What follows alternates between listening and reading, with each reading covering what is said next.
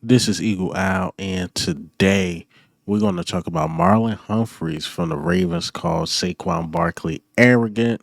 Also, we got to talk about Jordan Davis. Yes, I couldn't, finish off my week of content without talking about Jordan Davis. And lastly, look like Avonte Maddox. I won't say starting at safety, but he's getting some reps at safety during practice. But let's get straight into it.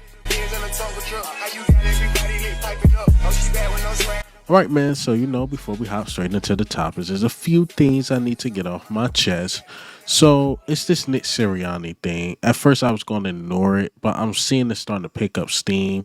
I think I haven't seen like John McMullen respond to it that if Nick Sirianni don't do certain things, he might get fired or he's on this quote unquote hot seat.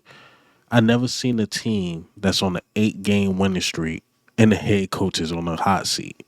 I'm sorry, I haven't seen it. Even when people was talking like when he was 2-2, I'm like, he's not on the hot seat. We're 2-2. We trying to get it figured out. We got a bunch of new coordinators. Just give it time.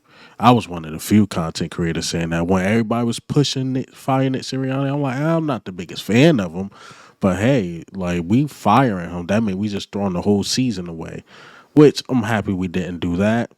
But I still see like I think his name Fox. I don't know these dudes' name. All I know is the dude is related to Dak Prescott. He's Dak Prescott cousin or something like that. And I'm seeing all these other outlets starting to talk about it. Again, never in my lifetime I ever seen a team on an 8 game winning streak. It's not like we winning by one, two, or it's just coming up lucky or whatever. Even if that was happening, you're on an 8 game winning streak. How can the head coach be on the hot seat? That just makes no sense. So, do I believe Nick Sirianni is on the hot seat? Absolutely not. Again, I just see one of these things that's picking up steam. Just get my 2 cents on there. My 2 cents is no, Nick Sirianni is definitely not on the hot seat. But let's talk about the opponent we actually playing Sunday, the Panthers. And they got a guy over there we not a fan of. It's like every year he's on the free agent list, but we want him to play for the Philadelphia Eagles, and he never chooses the Eagles. And let's listen to what Jadeveon Clowney had to say about the Eagles fans. Oh my God, they probably got. I know they love their fans, but I'm sure teams don't love their fans. We can't stand their fans, but nah, Philly fans not. They love their team. That's all I can tell you about Philly. They love their team and they throw stuff at you. They do everything, and they talk the most junk out of any fans I ever dealt with throughout my career. So. Is this one where you like leave the family behind? Oh yeah, for sure. And it's cold up there, so I'm sure they ain't trying to go. So. Hey, I'm sorry, Clowney, but this beef go way back. Remember the Carson Wentz playoff hit, and y'all barely beat us with a backup quarterback playing on one hamstring. And I think if Carson Wentz played that game against the Seattle Seahawks when you were there and finish it, if you didn't do that dirty hit, we win that game. And remember, he was playing for the Texans, and the way he grabbed Nick Foles by the face mask and threw him, we ain't get the flag. Jadeveon Clowney did some dirty stuff in Philadelphia, and this stuff is happening in Philadelphia. I'm sorry, Jadeveon Clowney, you just been on the wrong side of history when it comes to the Philadelphia Eagles, man. But yes, we do get crazy. The fans definitely get crazy. We love our team, and yes, we talk a lot of junk. And Jadeveon Clowney, if you dirty hitting our quarterbacks, you better not do that Sunday. You might not make it out of Philadelphia. But if you're doing that, of course we're gonna get rowdy. We're gonna get crazy. What you mean? What do you mean? But shout out to Jadeveon Clowney keeping it a buck. But let's get into the topics. Let's talk about the injury report because that's important on why Avonte Maddox is getting started safety reps or whatever. So the injury report, we have Reed Blankenship with a concussion. Did not participate, so it looked like he's trending on being out. Sidney Brown's dealing with a knee injury, trending on being out as well. So that's 2 safeties down. But we're going to talk about Avonte Maddox. Then you got Dallas Goedert still dealing with the knee. He's not on IR. So that means this could be a 3 weeks or less type thing. Brenton Covey returns. He was limited, but he returns. Johnny Wilson. He's practicing limited though with the hamstring. Pretty much everybody else is back. You got Slay, who was a full participant, then Carter, getting rest. Kai Becton, Barkley, who's getting rest, Josh Sweat, Devontae Smith, who was a full participant. But the main focus is, I guess, Avonte Maddox, Sidney Brown, and Reed Blankenship. Kind of let you know how thin we are at safety. This is one of the positions we was talking about. We like the two starters are good, but we somewhat thin. And we thought like, Sidney Brown be 100%. We didn't expect for him to be out. But yeah, it comes down to like if Tristan McCullum or CJ Gardner Johnson go down, yeah, Avonte Maddox is your next guy up. And now this has not been Avonte Maddox's best year. Avonte Maddox, anytime he's on the field, it'll be 2 snaps, 3 snaps, and those 2 snaps or 3 snaps, he just make the team look worse. Like against the Ravens, Nelson Aguilar beat him, but Nelson Aguilar did Nelson Aguilar things. And then, Josh Sweat get robbed for a sack because Avonte Maddox was holding. So we need to stay healthy at safety. But again, this is just a reality check on how thin we are. And then you got Reed Blankenship. Even going into next year, I think he's on his last year of his deal because it was a 1 year extension, something in that matter. Sidney Brown, I'm really getting concerned about his health. I'm not sure what knee it is. Is it the opposite knee or is it the same knee? So, yeah, that's a little concerning. And then CJ Gardner Johnson through his career, he's been dealing with injuries, but so far he's been really good. He's been healthy the whole season, if I'm not mistaken. Yeah, he came out for a couple plays, but I don't remember CJ Gardner Johnson missing a game. So pretty much fully healthy, playing at a high level. But been a guy that was playing opposite of him. And been Reed Blankenship with his injuries. And I think one was he was sick. I think he had a concussion too, and now he got a concussion now. And if you really look at Reed Blankenship's career, you really want to think about it. Like even going into last year, he haven't been the healthiest. So this is one of the positions, going into next year.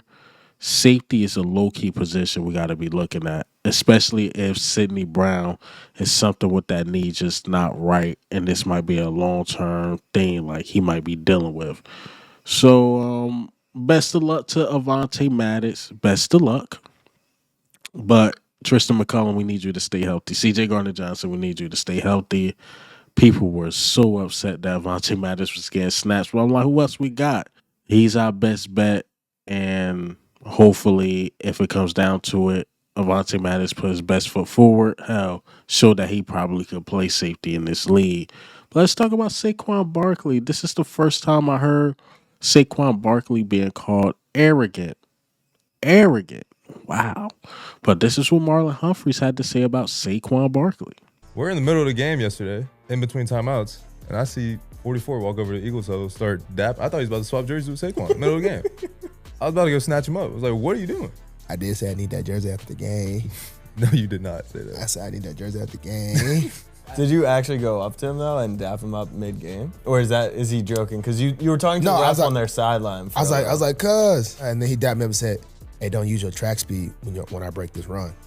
And I was like, "Yeah, right." And then he broke a run and was running kind of fast. I was like, "Dang, cuz is arrogant.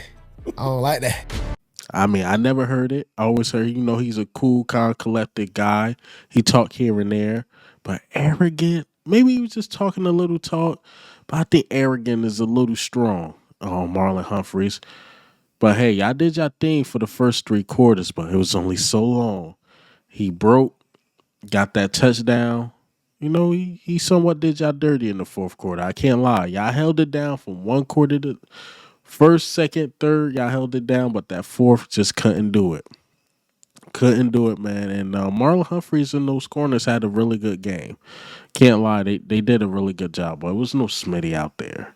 Just give them that. They did a good job, blanketing A.J. Brown. It's easier when you got to worry about one receiver, right? So, Marlon Humphreys, you talking your talk, but y'all lost. Just face the fact. Saquon honestly told the truth. Like, he going to get one up. He got his off.